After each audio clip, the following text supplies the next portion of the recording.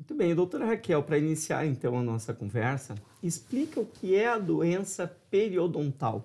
Bom, boa noite. Primeiramente, gostaria de agradecer o convite, né? Bom, a doença periodontal é um processo inflamatório que acomete os tecidos ao redor do dente, né? Todas as estruturas, gengiva, ligamento periodontal e osso alveolar, né? Certo? E doutora, existem estágios dessa doença? Quais são eles e se há diferenças de cuidados ou de tratamentos para cada um desses estágios? Sim, existem dois estágios, né? O primeiro que é a gengivite, que é a fase inicial, né? Que é a fase mais fácil de ser tratada, né? E o segundo estágio que é a periodontite, que é a fase onde ela já está mais avançada, né? E os tratamentos acabam sendo diferentes, né? Porque na gengivite, como é uma fase inicial, é mais fácil ser tratada, então na periodontite, como consequência do avanço da doença, acaba sendo mais, não difícil o tratamento, mas ele é mais complexo. Certo. Perfeito. E quais são as principais causas da doença periodontal?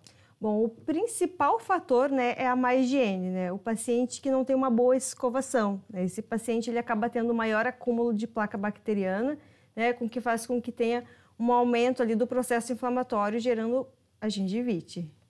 Doutora, e como identificar os sinais e sintomas da doença? Bom, os sinais e os sintomas, basicamente, assim, o principal é o sangramento gengival, né? Ele é uma característica dessa doença, né?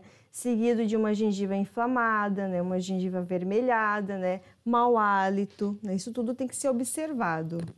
Certo? E como é feito o diagnóstico, então? Esse diagnóstico para identificar, né, se é uma gengivite ou se é uma doença periodontal num estágio mais avançado. Bom, lá na Clínica Oral Brasil de Canoas, a gente tem profissionais capacitados, né, para fazer esse tipo de avaliação e diagnóstico, né?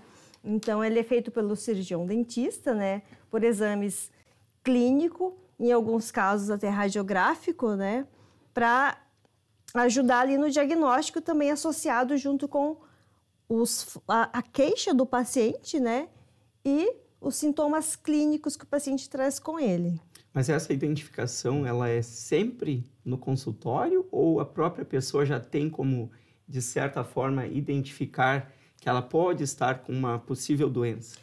Então, como eu falei anteriormente, o principal fator, né, a principal observação que a gente deve observar é o sangramento gengival. Então, se esse paciente já observa que durante a escovação ele tem bastante sangramento, né, então ele já começa a ficar preocupado e aí ele busca o cirurgião dentista. Sangramento, não apenas aquele sangramento oriundo da falta da escovação ou do fio dental, é algo mais permanente. Isso, algo que quando ele começa a escovar, em todas as escovações ele observa, minha gengiva está sangrando, e ele começa a ficar preocupado e ele presta atenção, né? Ele vê que alguma coisa está errada, né? E aí ele vai em busca de ajuda.